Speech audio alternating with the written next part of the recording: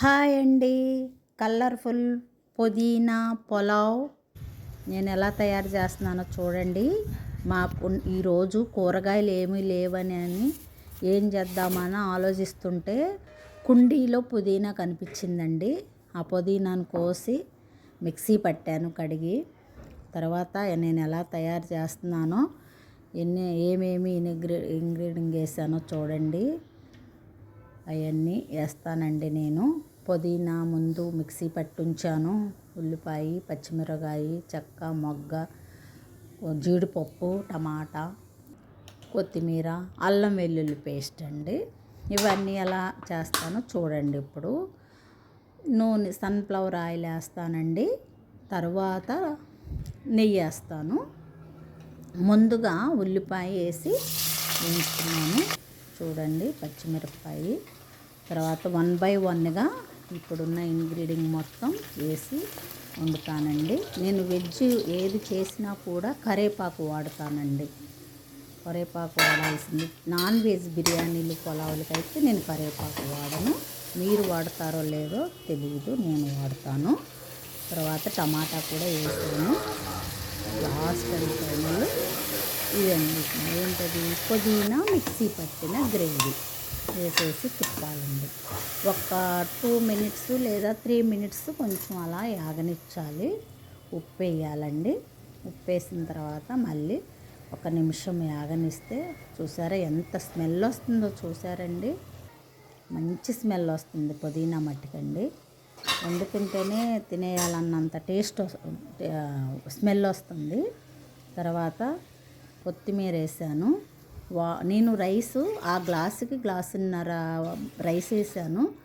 అందుకే 2 గ్లాసులన్నర వాటర్ వేస్తున్నానండి. గ్లాసుకి గ్లాసున్నర, అరకి glass, 2 గ్లాసులన్నర water వేసాను.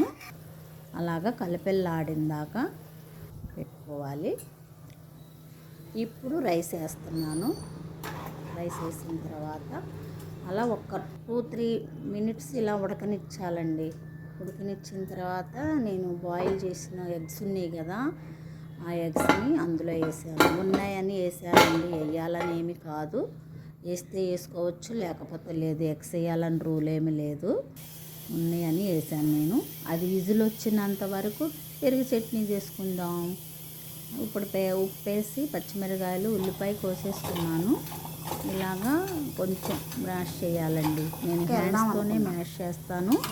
ఏమనుకోవద్దు, స్పూన్ లేకుండా చేత్తో చేస్తున్నారని అనుకోవద్దు. నాకు అలాగే ఇష్టం. ముక్కకి పచ్చిమిరపకాయ, ఉప్పు పట్టాలన్న నా ఉద్దేశంతో నేను చేత్తోనే మ్యాష్ చేస్తానండి. అలా కలిపేసుకుంటాను పెరిగేసి. అలా చేస్తేనే నాకు పెరుగు చట్నీ తినాలనిపిస్తుంది. మీకు ఎలా అనిపిస్తుందో కామెంట్ పెట్టండి. 2 విజిల్ వచ్చాయండి ఈ లోపల నేను పెరుగు చట్నీ చేసేటప్పుడు. చూసారా ఎంత బాగుందో. Tasty tasty pulao. ఏం పులావ్? పుదీనా పులావ్. తర్వాత నెయ్యి వేసేసుకున్నానండి. ఇలా నెయ్యి వేసేసుకొని కొంచెం 2 స్పూన్లు వేసాను. మనకు కావాలనుకుంటే ఇంకో స్పూన్ కూడా వేసుకోవచ్చు. అలా 2 స్పూన్లు నెయ్యి వేసుకొని అటు ఇటు తిప్పుకోవాలండి. చూడండి ఎంత స్మెల్ ఎంత బాగుందో, ఎంత కలర్ఫుల్గా ఉందో తెలుసా అండి.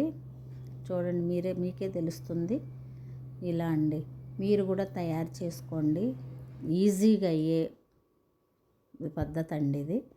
ఇలా చేసుకోండి. కుక్కర్లో పెట్టుకుంటే ఇప్పుడు చూడండి టేస్ట్ ఎలా ఉందో. చాలా బాగుందండి. చూస్తుంటేనే నోరు ఊరుతుంది. తింటున్నాను. వేడి వేడి తినాలని నేను పళ్ళెంలో పెట్టుకొని తింటున్నాను. చూడండి, పెరుగు చట్నీ వేసుకుంటే ఇంకా బాగుందండి. ఒట్టిదే బాగుంది. తర్వాత పెరుగు చట్నీ వేసుకొని తింటే కూడా చాలా బాగుందండి. సూపర్ అండి, సూపర్ టేస్ట్. ఇంకా అసలు చెప్పనక్కర్లేదు. తర్వాత నిమ్మకాయ పిండుకున్నాను. ఎలా ఉందో చూద్దామని నిమ్మకాయ పిండుకుంటే చాలా బాగుందండి. నిమ్మకాయ ఒక టేస్టు. ఎగ్గు లోపల ఉడికింది కదా, చాలా టేస్ట్ ఉంది. ఓ ఎగ్గు టేస్టు, పులావ్ టేస్టు అన్నీ బాగున్నాయండి. అన్నీ కరెక్ట్గా సరిపోయినాయండి. Super taste. ఉప్పు అన్నీ స్పైసీగా, లైట్ స్పైసీ అండి. చాలా బాగుంది. తినాలన్న విధంగా ఉందండి. మీరు కూడా ఇలాగే తయారు చేసుకోండి. కామెంట్ పెట్టండి, లైక్ చేయండి, షేర్ చేయండి. సబ్స్క్రైబ్ చేయని వాళ్ళు ఉంటే సబ్స్క్రైబ్ చేసుకోండి. ఓకే, ఇలాగ తయారు చేసుకుంటే తక్కువ టైం పట్టిద్దండి. 15 మినిట్సే పట్టిద్ది, అంతకన్నా ఎక్కువేం పట్టదు.